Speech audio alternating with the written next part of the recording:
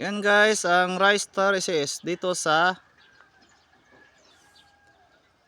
Banawi.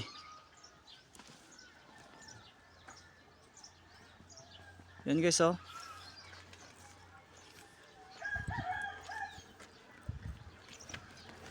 Yan ang mga bahay dito guys. Yan.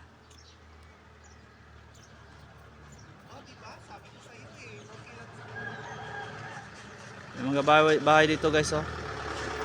Sa Banawi guys. Yan bukid guys, na grabing palay guys. Sa Banawi guys.